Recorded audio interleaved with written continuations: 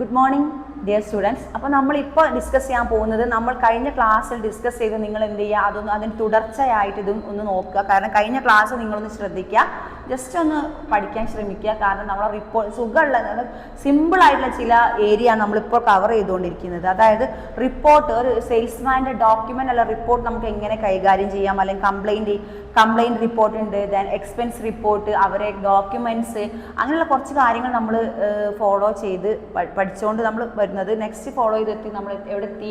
The most profitable, conserve, suitable prospect, progress in report, plan report. ഇതിൽ plan റിപ്പോർട്ടാണ് നമ്മൾ last പോയിന്റാണ് നമ്മളിപ്പോൾ പറഞ്ഞുകൊണ്ടിരിക്കുന്നത്. ഈ റിപ്പോർട്ടിന് കംപ്ലൈൻറ്റ്സ് ആൻഡ് അഡ്ജസ്റ്റ്മെൻറ്റ് റിപ്പോർട്ട് ഉണ്ട്. നേരത്തെ ക്ലാസ്സിൽ നമ്മൾ ചർച്ച ചെയ്തത് ഡോക്യുമെൻറ്റ്സ് റിപ്പോർട്ട്. എന്താണ് documents? What is the document or report? Sales റിപ്പോർട്ടും ഡോക്യുമെന്റ്സ് ഒന്നാണ്, മറന്നു പോയത്. ഡെഫിനീഷൻ മിസ് വായിച്ചതാണ്. ആ ഡെഫിനീഷൻ നിങ്ങൾ എഴുതിയെടുക്കാൻ ശ്രമിക്കുക. Okay, then complaints and adjustment റിപ്പോർട്ടാണ് നെക്സ്റ്റ് നമ്മൾ ഡിസ്കസ് ചെയ്യുന്നത്. It records all the important complaints and the modification done in the policies related to products and services of the organization. Okay, it records all the important complaints and modification done the policies related to products and services of the organization. The report generated by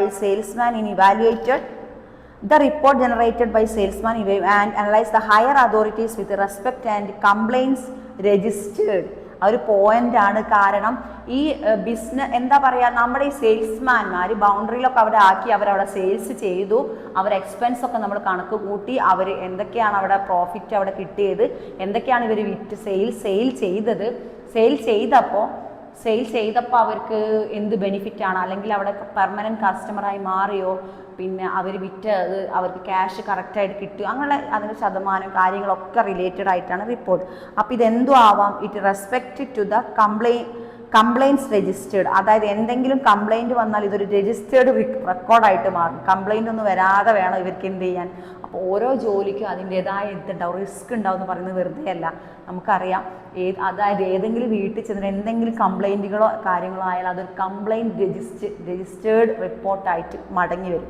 അപ്പോൾ മടങ്ങി വരുന്നല്ല, already അങ്ങനെ ആയി മാറും. Next പറയുന്നത് amount spend for complaint adjustment all the complaints associated with the sales representatives work in analysis by the existing information in the report. അത് നമുക്ക് പറയാതെ തന്നെ അറിയാലോ. സെയിൽസ് റെപ്രസെൻറ്റേറ്റീവ് ആയിരിക്കും ഓരോന്നിനും ഓരോ റിപ്പോർട്ടിനും എന്ത് ചെയ്തത്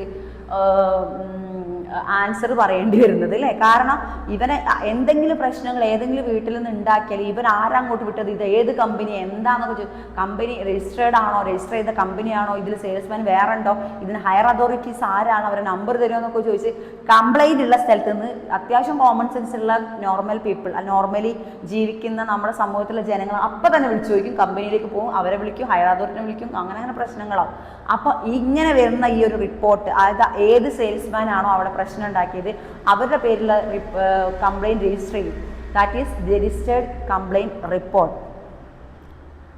നെക്സ്റ്റ് നമുക്ക് ഇതിൽ കവർ ചെയ്യാനുള്ളത് salient features of A good sales റിപ്പോർട്ടാണ്.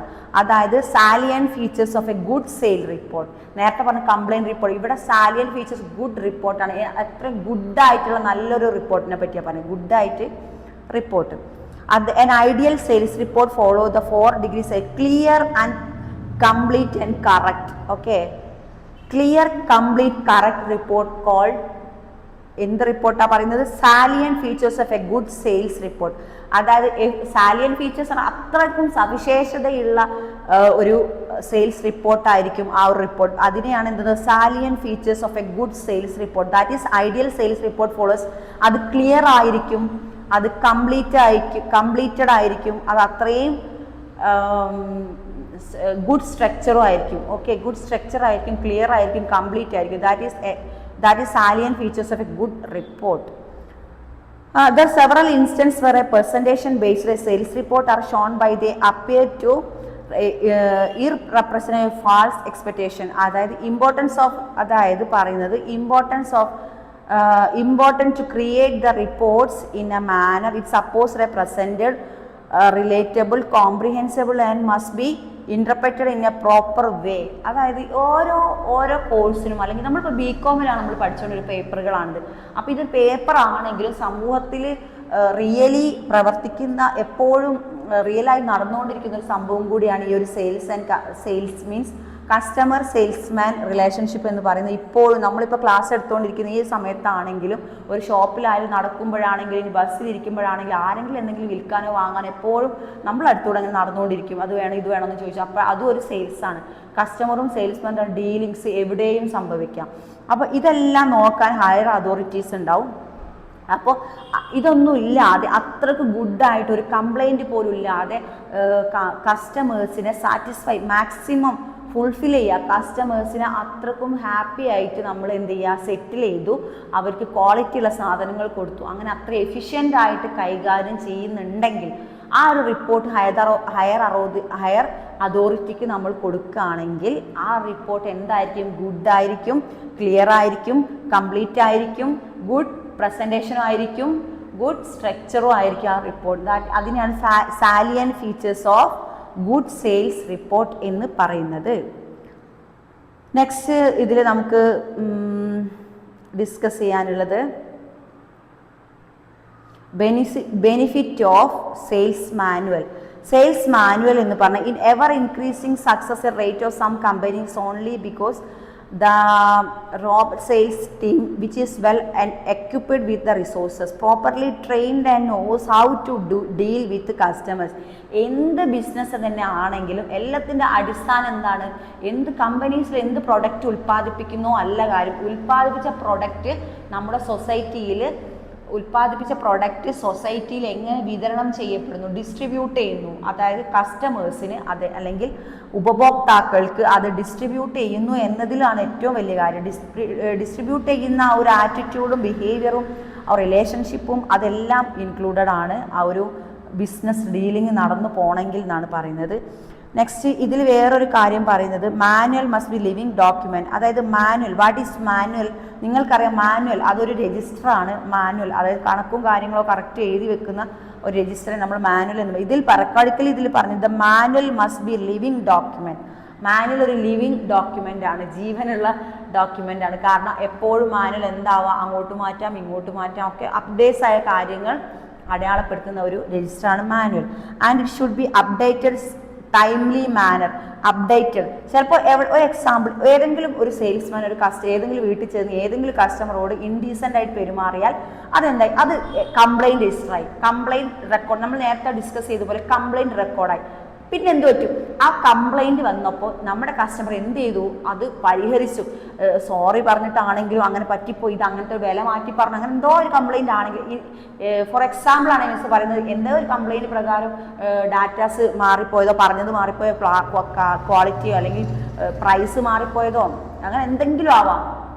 അതുകൊണ്ട് അവിടെ ഒരു പ്രശ്നം ഉണ്ടായിട്ടുണ്ടെങ്കിൽ, അങ്ങനെ ഒരു പ്രശ്നം ഉണ്ട്, അതെന്ത് ചെയ്യും? കോംപ്രമൈസ് ചെയ്യാൻ അവന് പറ്റിയിട്ടുണ്ടെങ്കിൽ, അത്രക്കും സത്യസന്ധമായി അറിയാതെ പറ്റിപ്പോയൊരു അബദ്ധം പെട്ടെന്ന് കോംപ്രമൈസ് ചെയ്യാൻ പറ്റിയിട്ടുണ്ടെങ്കിൽ, അങ്ങനെ കോംപ്രമൈസ് ചെയ്യാൻ പറ്റിയിട്ടുണ്ടെങ്കിൽ അത് അപ്ഡേറ്റ്സ് ആക്കിയിട്ട്, കാരണം ഫസ്റ്റ് അത് കംപ്ലൈൻ്റ് ആയി, പക്ഷെ രാവിലെ അത് കംപ്ലൈൻറ്റ് രജിസ്റ്റർ ആയെങ്കിലും പിന്നീട് വൈകിട്ടായപ്പോഴേക്കും അതൊക്കെ കോംപ്രമൈസ് ചെയ്ത് ഗുഡാവും. ഒരു പക്ഷെ അയാൾ എന്തായി? ഗുഡ് പേഴ്സൺ ആയി മാറും. അല്ലെങ്കിൽ എന്തെങ്കിലും ചിലപ്പോൾ അയാൾ ഒരു ആളില്ലാത്ത വീട്ടിൽ കയറുമ്പോൾ ചിലപ്പോൾ അവിടെ എന്തെങ്കിലും ഒരു അപകടം നടന്നിട്ട് ഓൾറെഡി കഴിഞ്ഞു പോയ എന്തെങ്കിലും ആയിട്ട് നടന്നിട്ടുണ്ടെങ്കിൽ ഇയാൾ ചിലപ്പോൾ ഒരുപക്ഷെ സാക്ഷി അറിയാതെ അവിടെ പെട്ടുപോയ ഒരാളായിരിക്കാം. അപ്പോൾ ആദ്യം ഇയാൾ കംപ്ലൈൻറ്റ് രജിസ്റ്ററിൽ വന്നെങ്കിൽ പിന്നീട് ഇയാളുടെ സത്യസന്ധത ബോധ്യപ്പെടുത്തി എന്താക്കി മാറ്റും? അപ് ടു ഡേറ്റ്സ് ആയിട്ട് ആ ഒരു രജിസ്റ്റർ മാറ്റും. മീൻസ് അയാളുടെ ആ ഒരു കംപ്ലൈൻറ്റ് പോയിട്ടുണ്ടാവും, അപ്പോഴേക്കും ആ കംപ്ലൈൻറ്റ് മാറ്റി എന്ത് ചെയ്യും? നെഗറ്റീവായി പോസിറ്റീവ് ആക്കി മാറ്റും. അപ്പോൾ അപ്ഡേറ്റ്സ് ആയിട്ട് ആ ഒരു പ്രശ്നം പെട്ടെന്ന് സോൾവ് ആയി. That is called manual.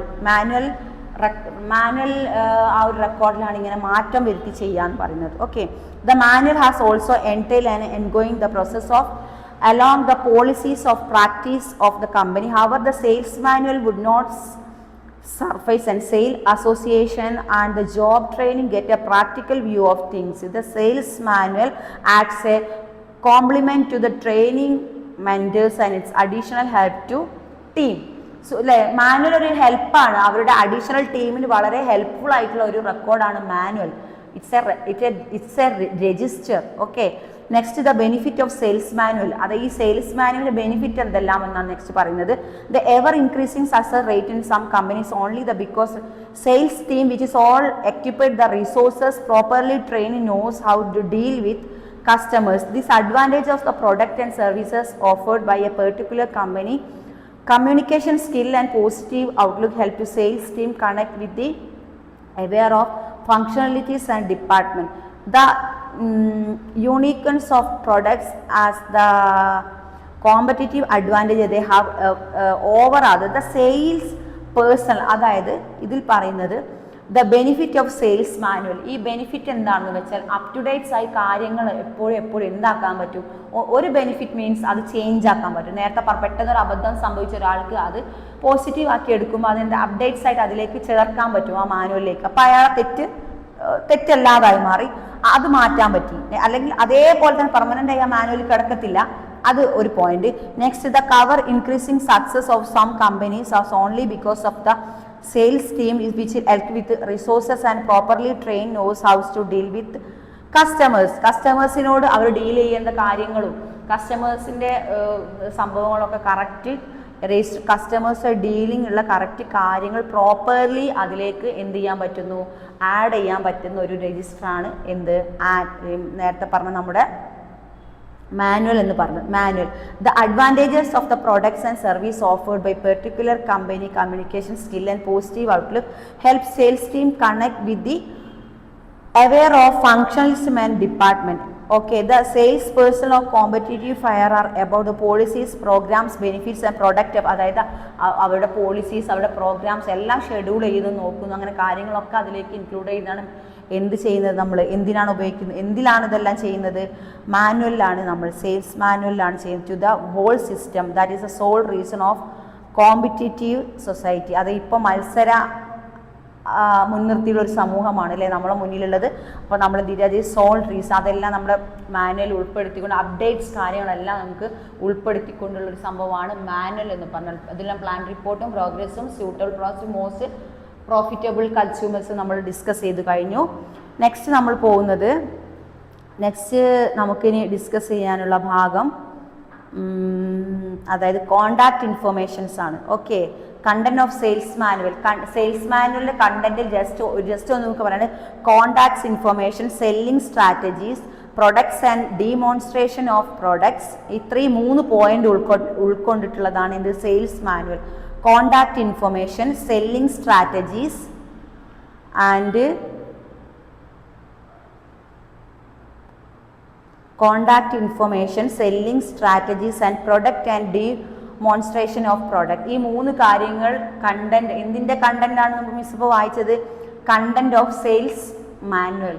Sales manual നേരത്തെ പറഞ്ഞത് നമ്മൾ സെയിൽസ് മാനുവൽ മൊത്തത്തിൽ കൺസെപ്റ്റാണ് പറഞ്ഞത്.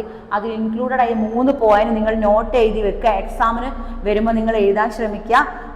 First point is contact information, selling strategies and products and demonstration of products. Okay, പ്രൊഡക്ട്സിൻ്റെ in case the importance of products തന്നെയാണ് ഇത് പറയുന്നത് അല്ലേ. നെക്സ്റ്റ് പോയിന്റ് നമുക്ക് കവർ ചെയ്യാനുള്ളത് കോമ്പറ്റീഷൻ. എന്താണ് കോമ്പറ്റീഷൻ? നമുക്കറിയാം ഇപ്പോൾ എന്ത് കാര്യത്തിന് സമൂഹത്തിലേക്ക് ഇറങ്ങി കോമ്പറ്റീഷനാണ്, മത്സരം. ഏത് കാര്യം, ഇനിയിപ്പോൾ ഒരു ഷോപ്പിംഗ് കോംപ്ലക്സ് ആണെങ്കിൽ ആ ഒരു കുറേ ഷോപ്പിംഗ് കോംപ്ലക്സ് അത് എങ്ങനെയൊക്കെ മികച്ചതാക്കി മാറ്റാം, അതിലൊരു മുതലാളി എന്ത് ചെയ്യും, നല്ല എന്തെങ്കിലും അവരെ ബിൽഡിങ്ങിലോ എന്തെങ്കിലും മാറ്റം പറ്റുക, അതിനേക്കാളും നല്ല മാറ്റം അപ്പുറത്തെ ബിൽഡിങ്ങിലുള്ള മുതൽ. അങ്ങനെ ഒരു സെയിൽസിൽ എന്തുകൊണ്ട് കോമ്പറ്റീഷൻ വളർന്നു വരുന്ന ഒരു കാലഘട്ടമാണിതെന്ന് നമുക്ക് അറിയാം. ഓക്കെ, അപ്പോൾ ഇതിൽ നമ്മൾ ഇമ്പോർട്ടൻസ് ആയിട്ട് പോയിന്റാണ് കോമ്പറ്റീഷൻ ഫീൽഡ്. ഓക്കെ.